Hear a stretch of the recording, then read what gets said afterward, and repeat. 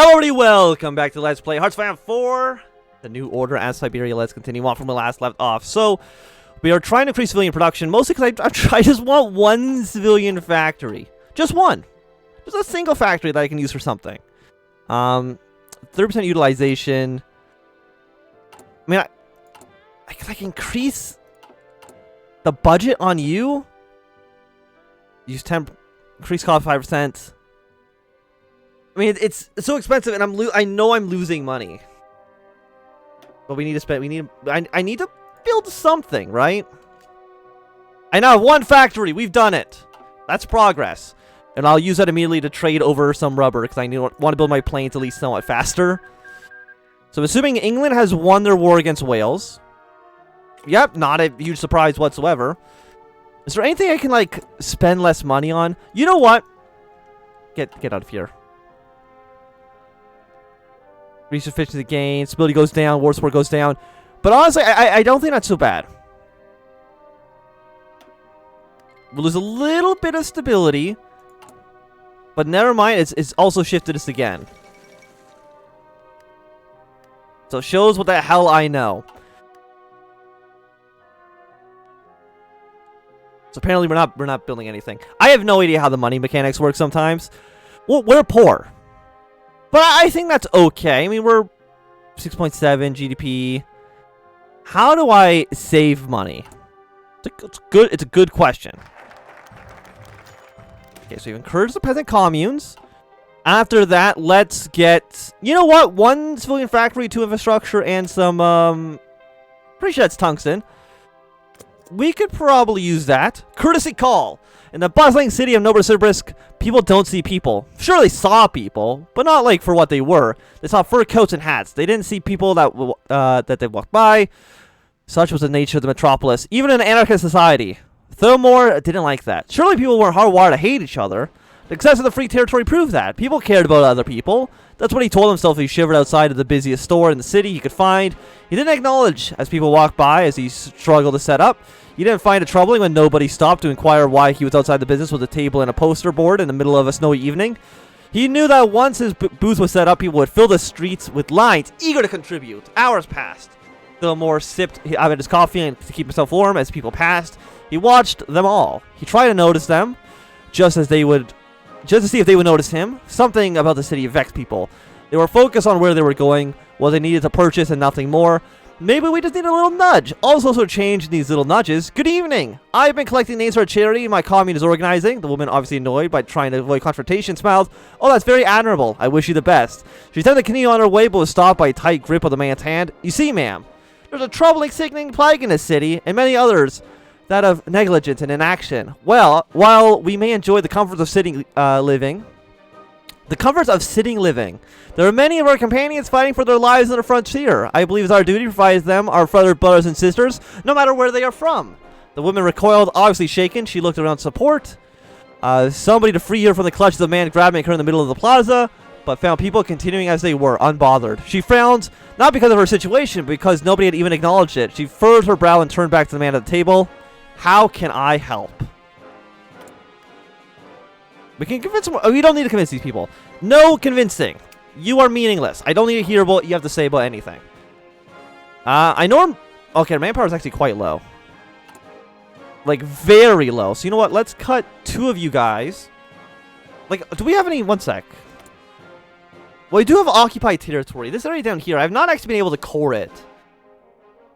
As unfortunate as that is.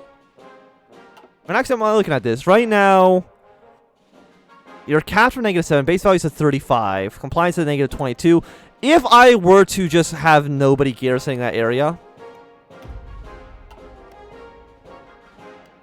Target then goes to 13. I mean, we get our manpower back. I mean, civilian oversight's 50%.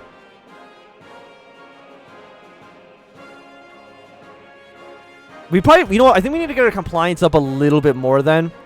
Because as long as your base value is at 6%. Actually, that's not so bad. I mean, even at 13%, it's actually not horrible. You know what? Yeah. You know what? we'll have absolutely no garrison in this territory whatsoever. So, I mean, the base value is 13%. Control is at peace. Victory points are at 10%. Compliance. Okay, no, now resistance target's at 53. So, you know what? It just did not... There we go. We'll do this one instead. Apparently, they're very upset if we don't do it this way.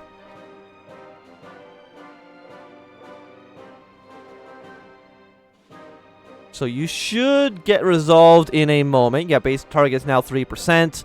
Resistance grows 0.02. How much are you growing by? You're growing by 0.044%. High compliance makes it go a little bit slower, unfortunately.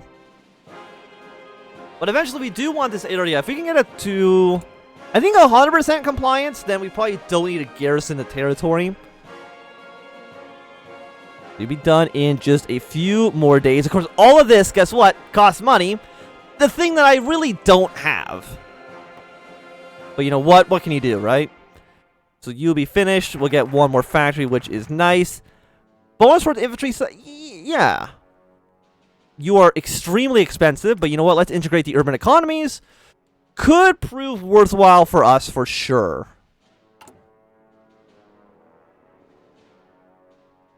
We can get diplomatic approach. Bonus for industry, though, that's...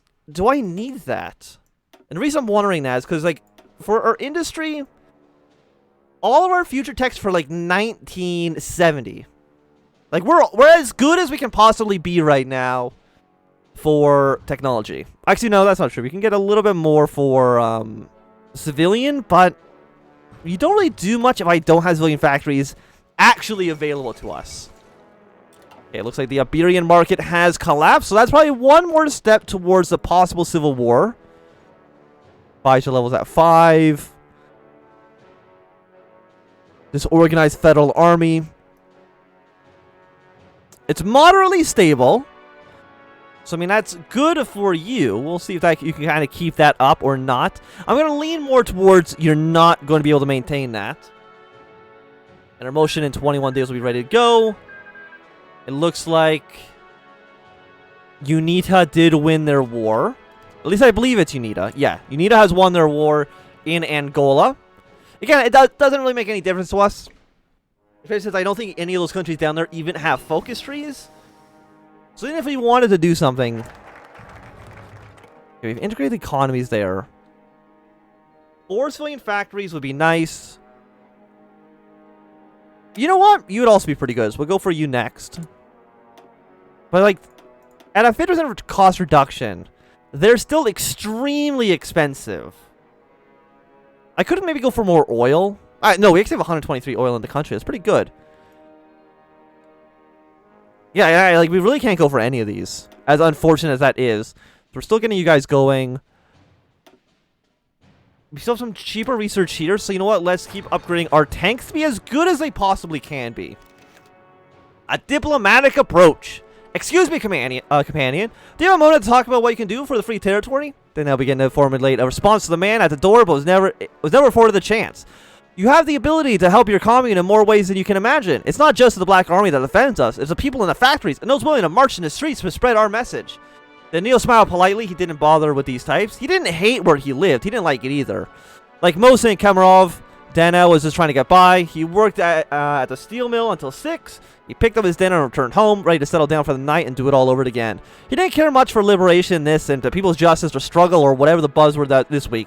Hey, I appreciate it, but I'm okay. Thank you. Just enjoy the rest of your night. Dana began to close the door, but was stopped when an uninvited guest quite literally put his foot in the door. You may be okay with how your neighbor. You may be okay. Yeah, you may be okay, but how's your neighbor? Your family? The issue with cities can sometimes be of apathy. I'm sure you can understand that. Yeah, I mean, I guess I do, but... What you may not understand, companion, is how integral you are to the bigger picture. The regimes before saw you as a number, a line on a chart. I'm not here to bug you or ruin your night. I apologize if I have. The man pulled his foot from the door, testing to see if Daniel would close the door on him. No, you're fine. I'm just tired, you know. Got off work and everything. Daniel said, leaving the door open. The man took his chance, stepping in through the door, pamphlet in hand. Daniel stammered through some kind of Stammered some kind of objection out, but the man had already entered, discussing the opportunities before him. Then outside, this is going to be how his life is from now on. Might as well make the best of it. A city is only as strong as we can make it. So what are our decisions here? We have decisions on you. Interventionist approach or trusting educators. What do you actually do for us? Research and academic base will improve. Slight increase in despotism. Your academic base will begin to improve. I mean, you just seem better for us. I mean, you don't cost us any money, though. And that is important to note. That you're not costing us money. And then you are lessons from the Union, which is 2 military factories, 1 civilian, 1 infrastructure. Industry, expertise, and equipment will improve. It's going to cost us a lot of money. Or we go for 2 civilian, 2 infrastructure. Invest 350 million USD by mandate of the Security Council to finish the Siberian plan. So we can finish what Bukharin before us started. And I wonder if that makes sense for us. Political power gain is garbage. I don't think we really want that right now. I'm trying to think. We probably want to boost. I mean, how much? Because we're probably going to go for both despot options here. Or do we? On the other hand, like, I don't have the money, which is a problem for us for sure. But I would really, really, really like to have more money. You'll be done in 5 days. You're also extremely expensive. Increase the factory. Italy has joined the OFN. Okay, that's interesting. That definitely did not happen in our campaign as America. Yeah, so the Organization of Free Nations has gone substantially larger. So dissent in DC. Okay. Definitely is not what I expected. Will we actually see a German OFN war? Because this really shifts the way things could go. I do like how you're in the Organization of Free Nations, even though you are still fascist, but apparently they don't care too much about that. As long as you're anti-German, I guess. Increase agriculture, more infrastructure. Let's go for enlightenment for all. Seems like an okay place for us to begin. Deal? Vidal adjusted his collar. He at least wanted to look nice, even if they wouldn't. Yuri had given him instructions ad nauseum. If it hadn't been for a snowstorm, Glasgow would have been here himself, but it didn't work out that way. Whatever, Vidal thought. He wasn't sure what concessions to grant him. They lived in an anarchist society. What do they want? More freedoms? Vidal pushed open the door into the meeting room. He sighed, setting his papers and coffee on the table. Afternoon, gentlemen, he said, pulling back a chair and plopping down onto it. He didn't look like the radicals that had just described him as. They looked just like men who worked in electric boxes and factories. Then again, when one lives amongst the most radical, nothing stands out off as a kilter. I understand you're looking for, no, I take that back. You tell me why you're here. The leader of the organization began and obviously rehearsed speech. We, the workers of Siberia, have demanded one thing since the first revolution, to not be slaves, to be seen as equals. We are the ones who provide everything to keep the society operating smoothly. If we go on, Fidel cut off the man. Strike, yes, I know. I don't understand your perspective. What more can we offer you than total freedom? The foreman shook his head. It's more than just freedom. It's about representation as well. If you don't want to grind this free territory to a standstill, you promote the creation of an intercommunal body of trade unions. One that will be able to petition the General Assembly as they wish and can strike without fear of Black Army retaliation. Fidel tinkered with the idea in his mind a bit. It wasn't a small order, but it didn't seem like something Glasgow would be opposed to. Fidel stood and extended his hand. I think we have a deal, Mr. Fidel. Fidel glanced at the foreman's name tag. Mr. Costin. A deal. So we're now going to an 8-hour workday.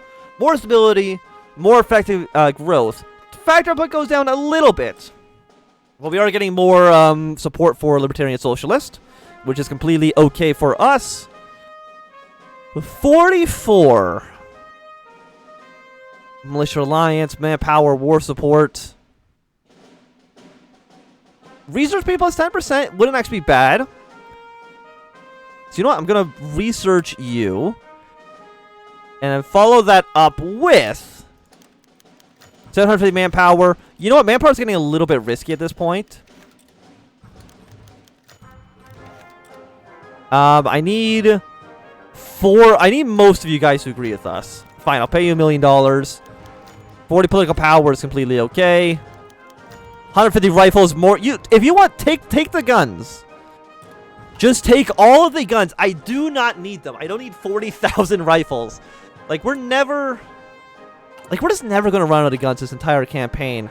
So honestly, we can probably cut rifle reduction down even more. Because, like, 33 guns per day. We just don't need them. And we're probably going to take guns from everybody else we conquer as well. So we're still spending more money. Civilian expenditures is very high. I don't think there's anything I can do to decrease the spending of civilian stuff. We're spending 8.7. We have 6.9. Which, I mean, that's only $2 billion. That's less than $2 billion a year. And I honestly don't see that as being too much of a problem. And there's like, what, 4 years left of content probably as in the country anyway. Like, the money doesn't matter. If anything, I should probably be increasing expenditures just because I don't think we really lose too much out of it. We do 6% GDP growth, which as far as I'm concerned is pretty good. I don't know what's current GDP growth. I don't know. Probably really bad this year for a very specific reason. Okay, so we did get enlightenment for all. I'm gonna follow that up with trust in the educators, mostly because I just said that money doesn't matter so much.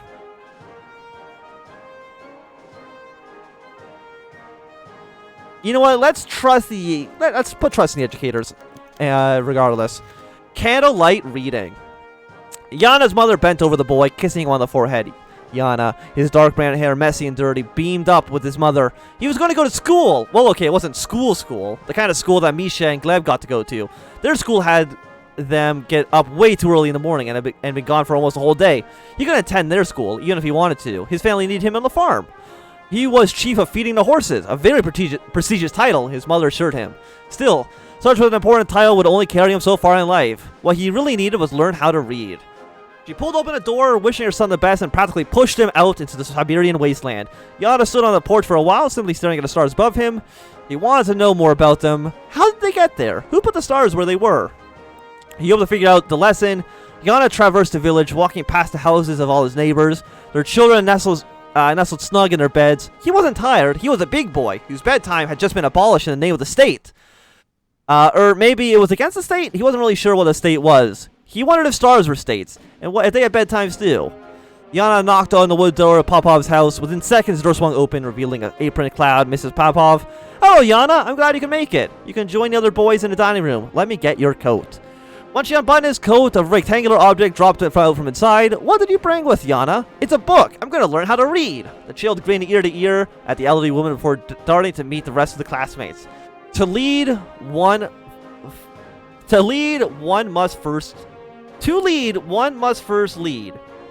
I'm assuming that's supposed to say read. Is that like a Simpsons movie joke? It might be. Look at how good we're fucking doing. Better agricultural methods. Without food, men may not work, and without work, government simply ceases to exist. I mean, as far as I'm concerned, in our little society, that probably makes sense. The bureaucracy that sustained it is evaporating in a matter of weeks. However, the inverse is also true. With more food comes more plenty and more formation of even more complex states. After all, we're not the first states formed with the creation of agriculture. New agricultural innovations will reduce the amount of hard labor needed on the fields and shift workloads to mechanized equipment like tractors and automatic harvesters. Advanced in fertilizer allows crops to grow quickly and cheaply. Man will have food and it will be plenty. So, train time goes down, population goes up significantly, even more recruited population, less consumer goods, and more factory output. All that's really good for us. Better new industrial equipment. The economy is doing great, and new reforms in industrial subsidization have resulted in the shipping of updated industrial equipment across the country. Products are being produced quicker and cheaper. The further progress of mechanization onto the once offset industrial world may prove to boon the worker and manager alike. No more long, horrible hours, no more subpar products screwed in by imperfect human hands. The industry continues her march forward.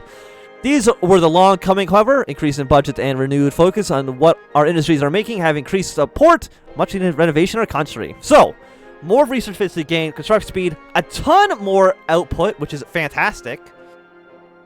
and a decrease in poverty. Thanks to our greater poverty relief efforts, as well as the expansion of our civilian economy, the poverty rates have decreased significantly, enough to be notable internationally. As our government congratulates itself for its efforts, the first official state projects, there's too many mentions of the state here. The population is going to go down. Well, we just offset that a little bit with the agriculture increase. More monthly population, more stability, more war support, more construction speed, more output, more money for our taxes as well. So we'll see if that gets updated soon. And we're going to lose 15 political power because of more support for the libertarians. That's okay. But we should now be making some more money off taxes. People in... Apparently there's a whole war going on in the Congo. Spending $9.14 billion. Which is still a lot. So we got the Popular Republic of the Congo. You're also fighting against you guys down in the south, who's also fighting you. So who's going to win in the Congo? I don't think we care so much. And what do we want to research? Probably getting better aircraft. I mean, what are we actually building right now? We're building close air support and early fighters. So we want to upgrade those guys. So let's go for upgrade close air support. Once you are done, I'm also going to have you research... No, we don't want that, actually. I think we want to just keep on upgrading our tanks as much as humanly possible. Because, again, how many planes do you have? You still have 0. And you still have 0. You have about 200. I mean, I outnumber everybody in planes so much that it's absurd. Let's get to 1968 support equipment for you. And honestly, if we want to go to production... We probably don't need to be building this many fighters either. Like, just more close air support is going to help us out significantly more. Because if we want to look at our Air Force. We have 700 fighters. No, we have, 700 close air support, 100 fighters. Which I think is actually completely okay. That's a completely acceptable number. We have another one of you. We'll send you into Blue Army. I mean, the fighters aren't as important. Also, you guys are like the same thing. So we might as well actually crank you up to being 600 then. Because you're not maxed out yet. We guys can probably build some more fighters here. It seems like an okay choice for us. There we go. We had an extra 97 just sitting in our reserves. We still only have 18,000 manpower. And I don't believe you are a sea zone. You're just kind of like an impassable amount of like a river.